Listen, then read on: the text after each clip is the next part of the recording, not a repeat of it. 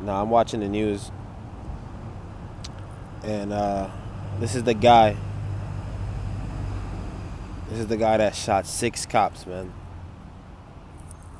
6 cops in Philadelphia, and you see right here the headline. It says, he had a long criminal history, man. And hold on, we're gonna take a look at it first. So it says right here, this guy's been in the system since he was 18 years old, and like I said, he had a long, criminal record, man. And it says when he was 18, he was arrested with a gun, and that had an altered serial number. Right here, public records show that he's been arrested about a dozen times since turning 18 and convicted 6 times on charges that involve illegally possession of guns, drug dealing, and aggravated assault. He's been in and out of prison. The longest sentence handed to him came in 2001 when a federal judge gave him a 55-month long term. And said he also spent time in federal prison. In 2008, he pleaded guilty to firearms violations after he was caught with a Smith & Wesson, 357, and a Taurus PT 45 semi-automatic. He has prior felony convictions, which should have barred him from, even having those guns. And this is what I'm getting to, man. My whole thing is, and it's been and throughout the article, there's been a couple of cases that he actually beat, that he was acquitted of. He had more a longer rap sheet, but they said he beat those. I don't know what the stipulations of those cases were, but here's my thing, man. This guy, he shot 6 cops, man. Now, with a rap sheet this long, how come this guy wasn't flagged, man? How come this guy wasn't flagged? How come this guy wasn't on no gangstalking list, man? Community watch list. And that's because, these people aren't allowed to pick and choose who to put on there, man. And like I was saying in my previous videos, people like this, they're actually an asset, to the powers that be, man. They're actually an asset, because it's no way this guy should have been around. It should even able to get his hands on a firearm. This guy should have been, he should have been monitored, man, with a criminal rap sheet that long, But here's the thing. Let's say that he was on the community watch list. These guys are allowed. They're allowed to go over and join the other side, man. The criminal network of becoming a gang stalker, man, and participate and actually work for the powers that be. And this is why sometimes you see like these for example, let's look at Chicago, man. You see, that was like one of the highest murder capitals, and I know that not every murder that's happening in Chicago is black on black crime. It goes deeper than that. It's a lot of sacrifice been going on in there, and it's a lot of people that's being killed by the police, on behalf of the powers that be. But people they're never going to see that, man. But what I'm saying is, you look at Chicago and how high that crime rate was. And you see babies being shot, bullets flying through the living room, body counts up to 500, 400 sometimes in a month. And people are yelling for like a solution, man. We need a solution. And I'm just sitting out here thinking about this today, and I'm like, yo, there is a solution. The community watch list. There is. But this is the thing. These people are not allowed to pick and choose who to put on the list, man. They're not. They tell them who to put on the list.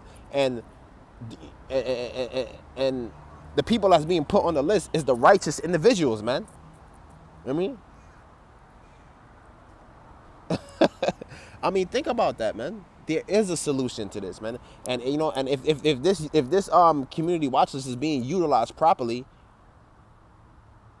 you know, it would mitigate a lot of crime. And look, they don't want that, man. And the right people will start being locked up, man.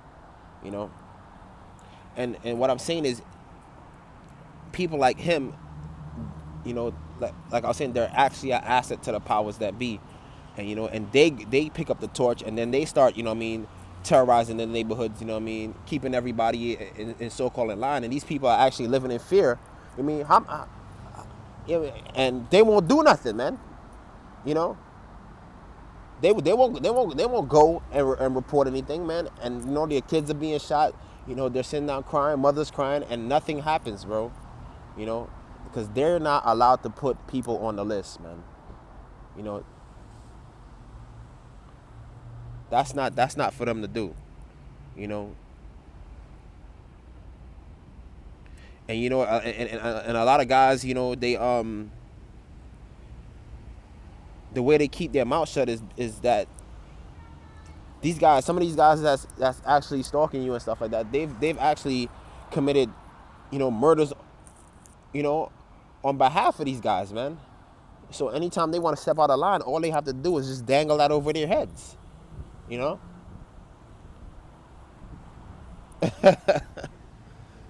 Oh man, you know, I mean, this has got me thinking, man. Like, yo, there's no way this guy should have been walking around with his rap sheet that long and able to get guns. I mean, nobody was watching him, man. You know, and this goes to let you know, like, they allow these stuff to happen. You know, I mean, these big drug dealers like Frank Lucas, you know, I mean, Pablo Escobar, El Chapo, those guys were allowed to run around and terrorize their communities, man, until the powers that be felt like, yo, okay, let's take them in now. You know what I mean? I mean, they could have gotten El Chapo if they wanted to, man. I mean, the U.S. could have gotten him if they wanted to a long time ago. You know, but look how many people died under his belt, man. You know, so many, man. So, you know, and that got me to thinking about, you know, hold up, the Milgram experiment. You know, I remember learning about this in school. So the Milgram experiment. So basically, it was a you know, a psychology experiment, and I'm gonna read a little bit. It says they measured the willingness of study participants, men from a diverse range of occupations with varying levels of education, to obey an authority figure who instructed them to perform acts conflicting with their personal conscience, man. You know, participants were led to believe they were assisting an unrelated experiment in which they had to administer electric shocks to a learner. These fake electric shocks gradually increased the levels that would have been fatal if they had been real. You know.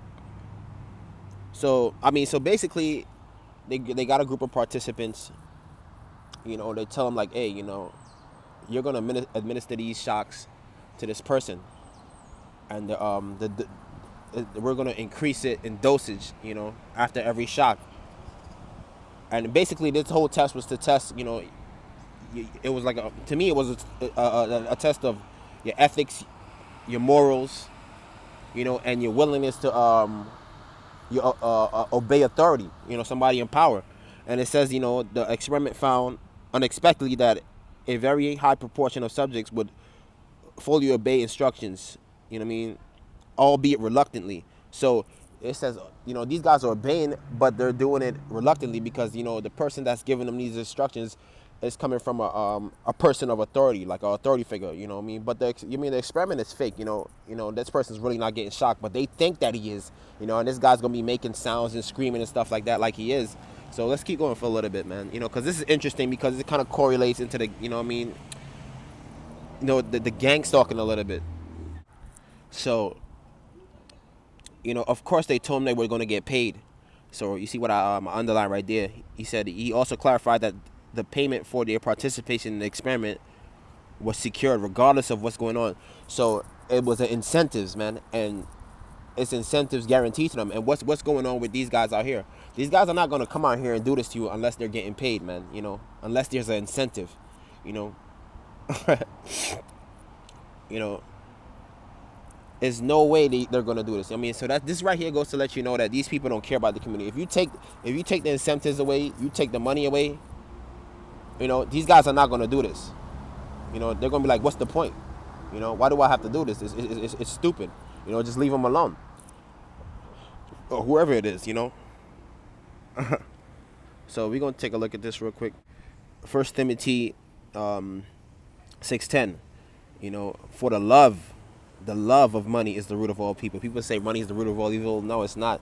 The love of money, man, is the root of all evil. Which while some coveted, they have erred from the faith, man. So people err from the faith, of the Most High, to do these things, man. And pierce themselves through with many sorrows, man. I mean, Proverbs 28:20. A faithful man shall abound with blessings, but he that maketh haste to be rich shall not be innocent, man. So if you're chasing money consistently, man, you're not gonna be innocent, man. You know what I mean? If you're in a rush to be rich, to get money, you're not gonna be innocent, man. Let's jump down to verse 22. He that maketh haste to be rich hath an evil eye. You know what I mean? Hath an evil eye, man. Come on, man. And people like the cover. I mean, it's a lot of people that they walk around, with their money, and they've done a lot of wicked things, and the Bible speaks of that. What I mean, hold up, in Enoch, man, Enoch 96 verse 4, it says, "Woe unto you, ye sinners, for your riches make you appear righteous, man. But your hearts convict you of being sinners, man." So I mean, the money can make people appear like like they're righteous, like they've acquired it, but because like they've acquired it righteously, man, because they have all these things. They may dress in a suit and tie, and you may think like this is an upstanding person, but he says, "Woe unto you, man," because your riches make you appear like you look righteous, man. And that's all tying in back to like the incentives that these people get, man. It's a lot of people, they're taking money, to do wicked things to people, man. So in the Milgram's first set of experiments, 65%, 26 out of the 40 people of the experiment participants administered the experiment's final massive 450-volt shock, and all the administered shocks of at least 300 volts. So it says underlying the subjects were uncomfortable doing it. So they knew that this was wrong, man, But some of them still went forward and did it, And they displayed degrees of tension and stress, Because, so that person is actually suffering, man. Or, they thought he was, And at the bottom, I underlined, it said, every participant paused the experiment at least once to question it. Most continued after being assured by the experimenter. So they knew that what they were doing was wrong, man. You know what I mean? They felt that something was wrong. But because of that person in authority, was telling them to do it, they did it anyway, So, and I underline right here, Milgram also combined the effect of authority with conformity. So people conform to authority, man. Authority figures, You know what I mean? And like I was saying, not just because they have a badge and a gun means that what they're telling you do is morally correct, ethically correct. Once people see that, those credentials, man, these guys are telling you to do unreasonable things to somebody, and you go ahead and do it anyway, And it wasn't. I think it was, it was a small percentage that actually didn't do it, man. That didn't go the whole way, and that's sad, and